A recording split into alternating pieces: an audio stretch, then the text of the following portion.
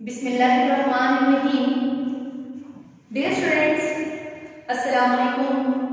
उम्मीद करती हूँ कि आप सब खैरियत से होंगे। बच्चों, आगाज करते हैं आज के अपने लेक्चर से। सबसे पहले आपने अपनी किताब का सफा नंबर 6 खोल लें। और बच्चों, आज जो लेक्चर है वो लेक्चर नंबर भी 6 है। बच्चों, हम आज जो सबक पढ़ने जा रहे हैं वो सबक है तश्कील पाकिस्तान। ठीक है, आज जो सबक हमने पढ़ना है वो सबक तश्कील पाकिस्तान है। और तश्कील का मतलब है साहत, बनावट। ठीक है, साहत, बनावट, शक्ल बनाना या वजूद में आना। तहरीर इसको मियां बशीर अहमद ने किया है कि जो कि 1893 में पैदा हुए और 1971 में इन्होंने वफात पाई। बच्चों, आज का ये सबक है ये मजमून निगारी है। ये मजमून की सफ पर है, महज इसका कारनामा इस्लाम है कि जहां से ये सबक लिया गया, कारनामा इस्लाम। तो इसको आप लोग अच्छी तरह से, अब मैं आप लोगों को करवाऊंगी तो यकीनन आप लोग साथ करते जाएंगे। बच्चों, सबसे पहले मजमून निगारी का आप लोगों को पता होना चाहिए कि मजमून निगारी क्या है। स्टूडेंट्स, जो मजमून है ये अंग्रेजी लफ्ज ऐसे का उर्दू मुतबादल मजमून है। अब मजमून में एक रब्त और एक तसलसल होता है और हमने इस सबक में तश्कील पाकिस्तान में पाकिस्तान की बनावट, साहत के बारे में पढ़ना है कि दर हकीकत पाकिस्तान जो वजूद में आया उसकी क्या वजूहात थी, उनमें किन किन लीडर्स का हाथ था और इब्तिदा कैसी थी और उसका अंजाम कैसा था। तो बच्चों, इसको तहरीर किया है मियां बशीर अहमद ने।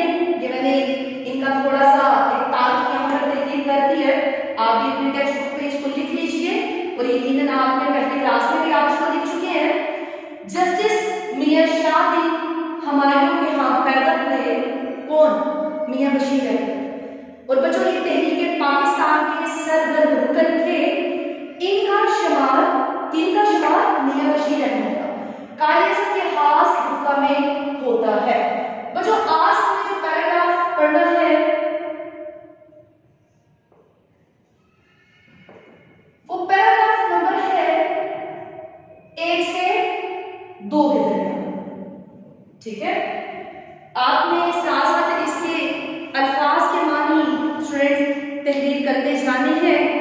तो आगाज करते हैं आज के लेक्चर नंबर 6 से, जो कि आपकी किताब के सफा नंबर 6 पर तश्कील पाकिस्तान सबक मौजूद है। हिंदुस्तान में इस्लामी हुकूमत अगरचे कहने को औरंगजेब आलमगीर की वफात 1707 के 150 साल बाद तक कायम रही। जी बच्चे, औरंगजेब आलमगीर, आपने औरंगजेब आलमगीर का जहां पर यह लफ्ज लिखा हुआ है उसको अंडरलाइन कर ले।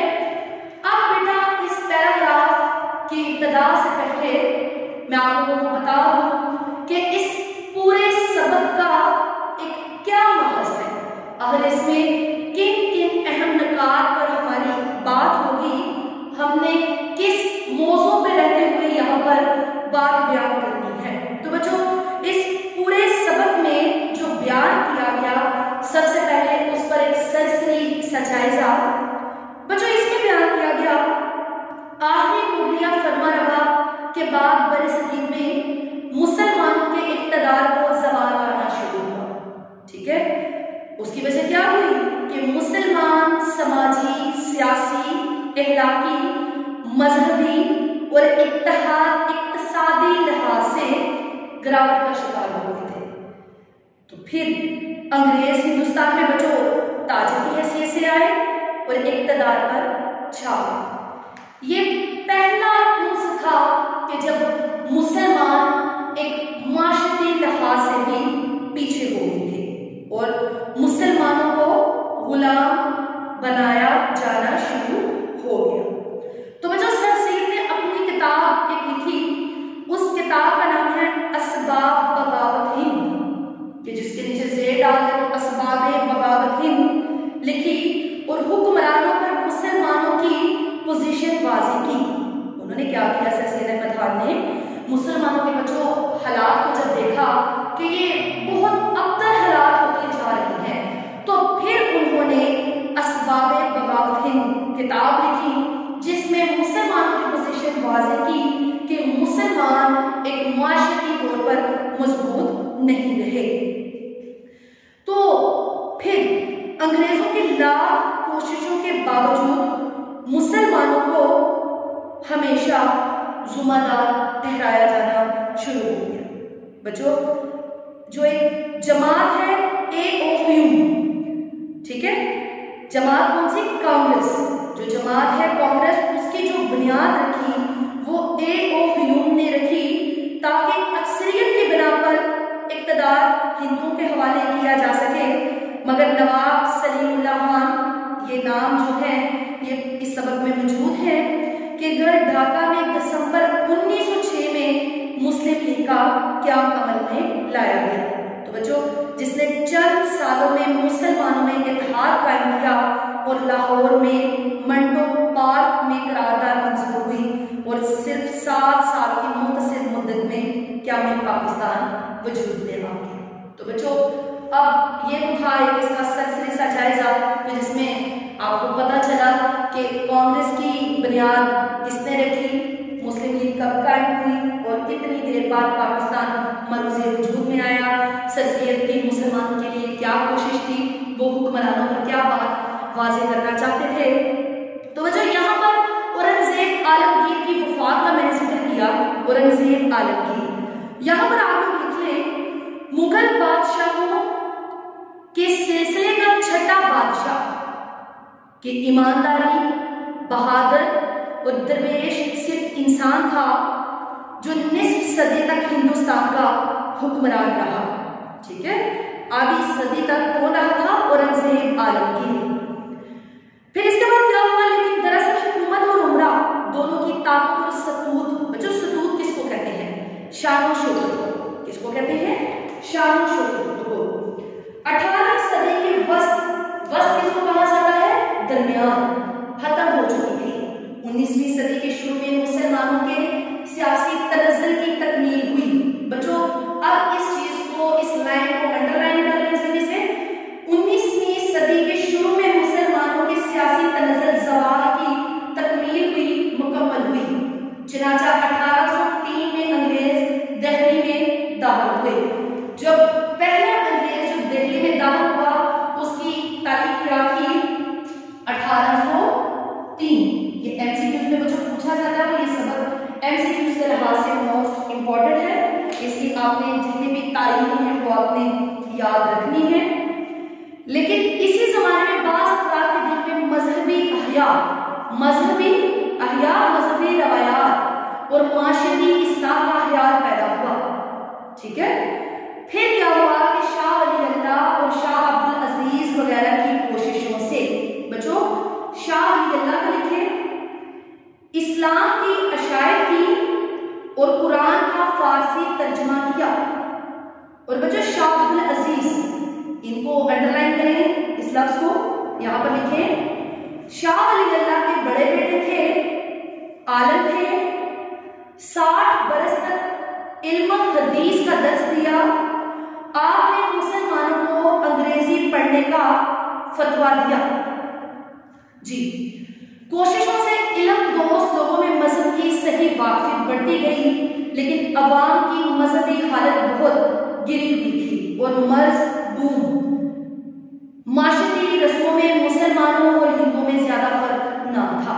अब बच्चों सबसे पहले हम इस पैराग्राफ को डिस्कस कर लेते हैं कि इसमें क्या चीज बयान की गई। लास्ट में देखें जहां पर ये पैराग्राफ का इख्तिताम हुआ, लिखा गया है कि मुसलमानों और हिंदुओं की रस्मों और रवाज में बहुत ज्यादा फर्क नहीं था। स्टूडेंट्स, जैसा कि सबक तहरीर किया मियां बशीर अहमद, जो कि पाकिस्तान के इन जिनका शुमार इन कायदीन में होता है कि जिन्होंने अपने कलम के जरिए जहाद किया। ठीक है,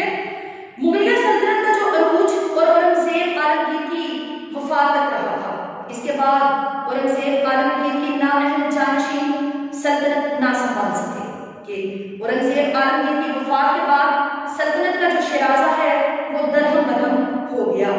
हुकूमत अंदरूनी और बैरूनी साजिशों का शिकार हो गई और इसका फायदा अंग्रेजों ने पूरा उठाया और मुसलमानों को टोलियों की सूरत में बांट दिया गया कि मुसलमानों को अगर गिराना है तो सबसे पहले क्या करना होगा, उनको आपस में मेल जोल पर फतवा लगाना होगा कि मुसलमान कहीं भी एक दूसरे के साथ बैठकर इस्लाम की वगैरह मशावरत के साथ उन असूलों को ना अपना सके।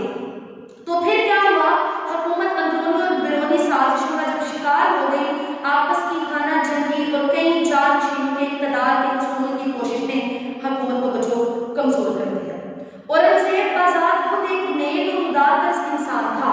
वो अपने भाई दारा शिकवा को हटाकर तख्तनशीन हुए, ठीक है, कि वो अपने इन तमाम हसब नसब में जिस चीज को प्योरिटी देता था वो चाहता था कि लोगों में एक अमन की फिजा कायम रहे, लेकिन क्या होता था कि अपनों की बगावत का पूरा असर हुआ कि जिससे हुकूमत मुख्तलिफ फिरकों में बंट गई और अपनी गुजारा का टोपियां सीकर और कुरान लिखकर करते थे। जब वो तख्तनशीन से हटे तो फिर ये उनके बचो काम थे, मगर अफसोस कि इसके जानशीन इस काबिल ना थे कि इन्हें मसनद इक़्तिदार पर बैठाया जा सकता, कि जिन्होंने मुखालफत की उनका इतना स्टैमिना नहीं था कि उनको इक़्तिदार दिया जाता और वो अपनी राय को साथ लेकर चलते।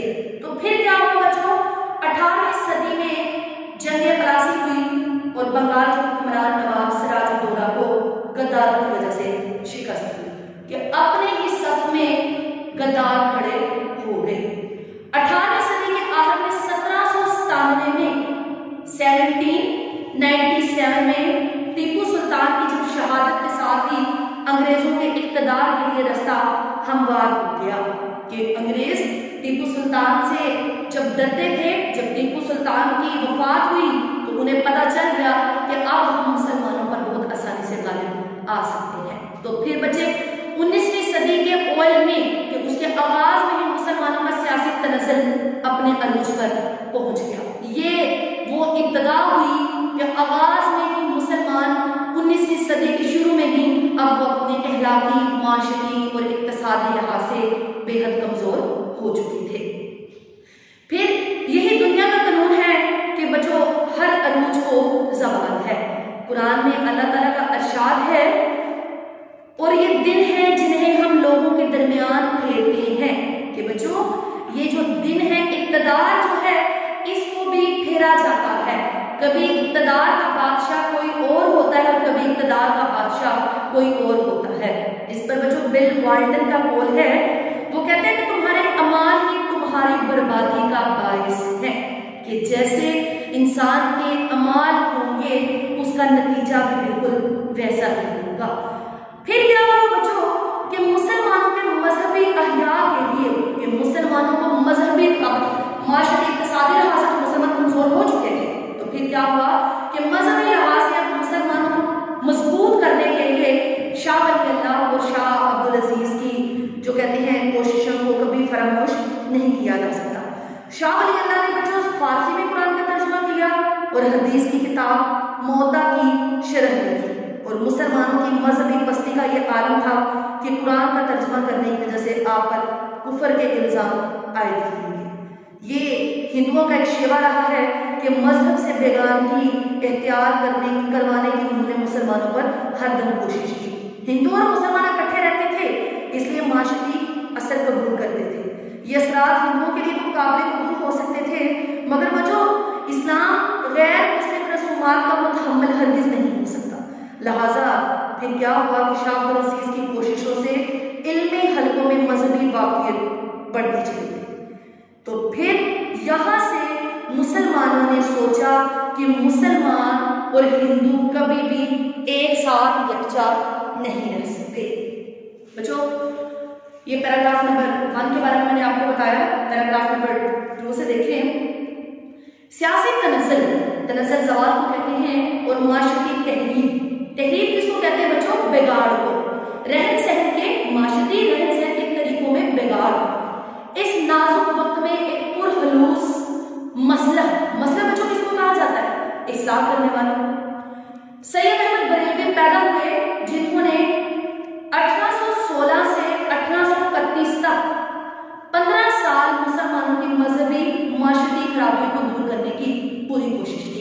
अब बच्चे आप लोगों ने अंडरलाइन करना है कि किसकी पैदाइश फिर आती है सामने, सैयद अहमद बरेलवी की, ठीक है।